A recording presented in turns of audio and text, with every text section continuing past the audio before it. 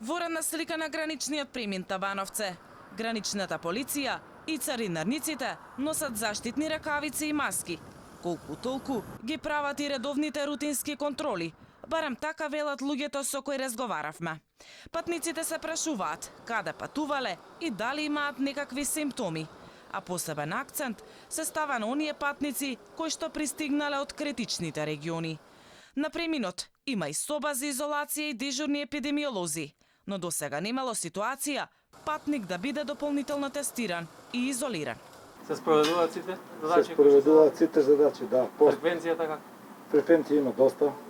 Доста има и од други земји, и од кај нас, посебно од Србија.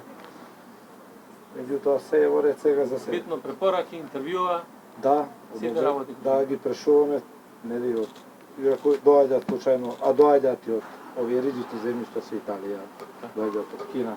Табановце е најфреквентно место каде влегуваат лица кои патуваат од Северна Италија. Досега, од кога е пријавен првиот случај на коронавирус во земјава, од Северна Италија поминале околу 250 патници со автобус и околу 70 со сопствен превоз. На граничниот премин Табановце невообичаено мирно за овој период од годината. Надлежните велат дека коронавирусот е причина за ваквата состојба.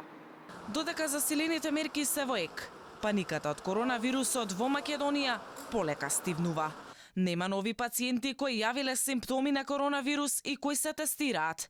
За веќе објавените резултати, министерот за здравство Венко Филипче рече дека истите се потврдени и во лабораторија во Германија, која е супервизија на нашата лабораторија. Набавката на дополнителна опрема е во тек, тоа е опремата со која што би се дополниле нашите резерви.